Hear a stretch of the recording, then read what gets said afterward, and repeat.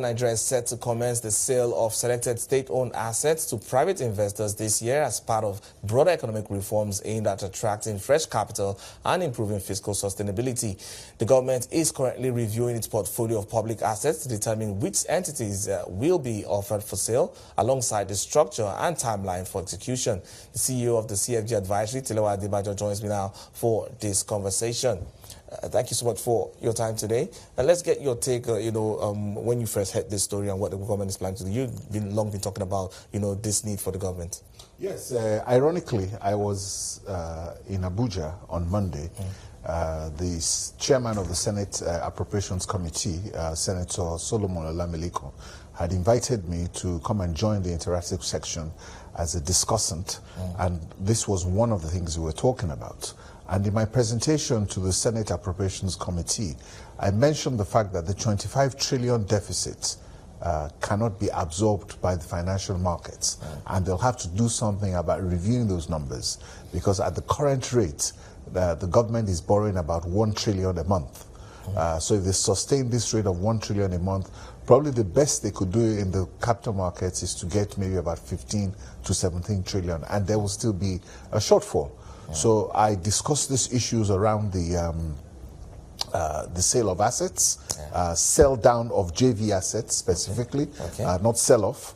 And of course, you know that in the budget already, there is already a provision of receiving about close to 200 billion naira from privatization proceeds. But that's less than 1% of the deficit. So it's not sufficient.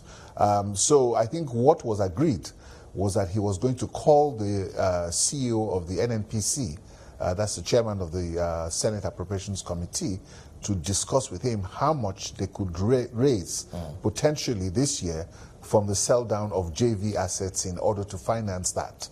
At the same time in Abuja, the National Economic Commission NEC was having a meeting where all the governors was there, the president, to discuss the budget and also the economic outlook for the country.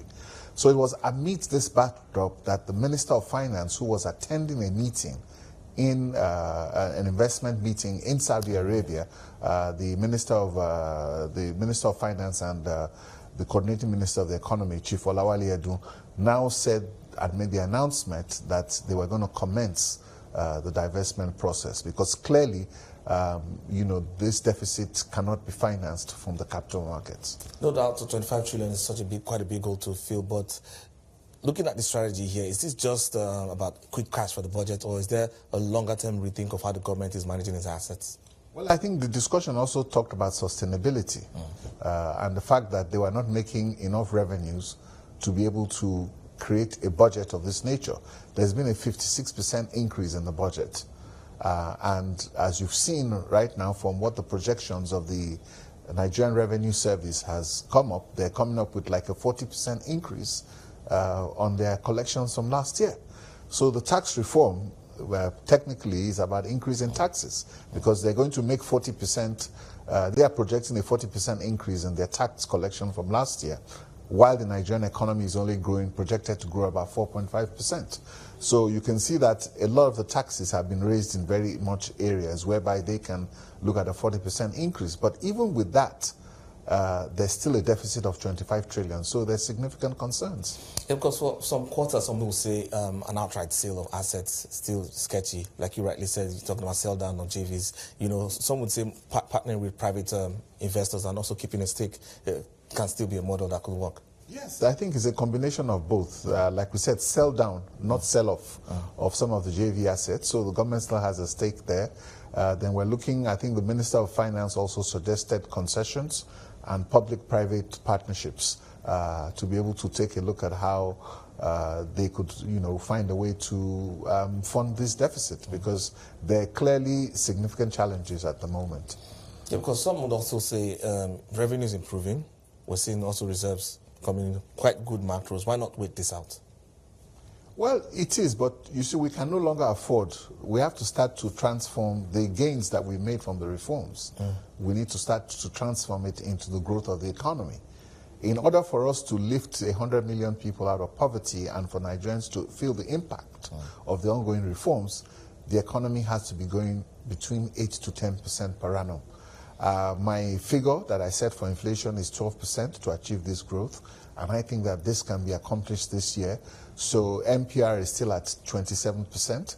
Those distortions are still there, but if you take a look at the government instruments, they're all trading, the bond auctions and the OMO auctions, you see that the rates are trading between 19 to 22%. So 27% MPR does not reflect the current market rates at which government is borrowing. So government is borrowing way below those rates. So I think it's time for us to begin to harmonize our rates so that you can drop those interest rates to be able to look at growth and productivity, which is really where we need to be going right now. Yeah, but is this then the real time to, or the right time to test investor appetite? We're seeing, global tensions already playing out in many areas. Some will say there are tighter capital conditions globally. Well, we had $25 billion in foreign portfolio investment last year as a result of the structure of our foreign exchange markets.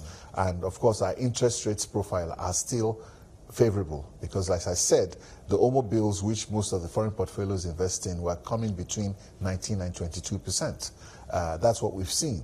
And treasury bills are probably also within that range. So it's clear that the real rates I would believe that MPR should be trading at is when we're close to 23%. So I think there's a need to drop MPR to that. The foreign portfolios and the dollar is weakening offshore, and our foreign exchange mechanisms, if it continues to remain transparent, I think will help. The only issue we have is the parallel markets, where we're seeing like another 5% spread between the official and the parallel market rates. And of course, this is all due to speculative activity, which should be nipped in the bud very quickly. But apart from that, I think the challenge really for the government is to come up with a disinflation, growth and productivity strategy. That is really what we need at this point, because the economy is at a point of inflection. We've been through a reform fatigue quagmire, and now it's time to deliver the benefits, and that is growing the economy at 8 to 10%. Yeah. Talking about delivering the benefits here, then it brings the question of transparency, because some would say that's quite critical in terms of how we do this, especially for the investors here. Do they need to see like a clear deal book before committing? Well, as far as the foreign portfolio investors are concerned, I think there's not a problem here. The demand are still there, and the banks are still coming in, and they understand the market better now. So it's a managed entry and a managed exit. Everybody's not going to the door at the same time. I think we all understand that, and that's what is mostly important. Yeah, but beyond the FPIs. Yes, which is what we need, the FDIs. Yeah. The FDIs were low, $500 million last year. That's what we need to work on. The light on the horizon is the light at the end of the tunnel is the oil and gas industry. The reforms in the oil and gas industries are beginning to pay off.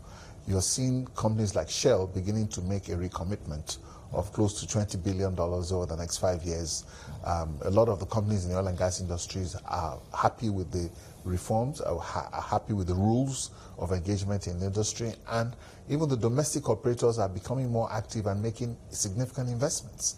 So we should be able to see our oil output increase this year, maybe to about 1.8 million barrels. And I must remind Nigerians, Nigeria hit 2.5 million barrels in 1977. Since then, we've not been able to achieve those numbers. Our oil industry has been on a decline since 1977. Right now, we're at about 1.8 million barrels a day, including condensates, which shows you significant underinvestments. Average investment in the oil industry used to be $22 billion a year. It's dropped significantly to about $3 billion. So right now, we're back on track, and I think we need to sustain that. Another area is the rare earths minerals.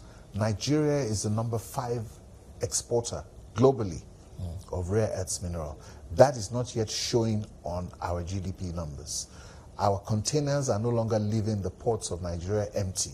It's going with lithium, all kinds of rare earths minerals into Malaysia, into China.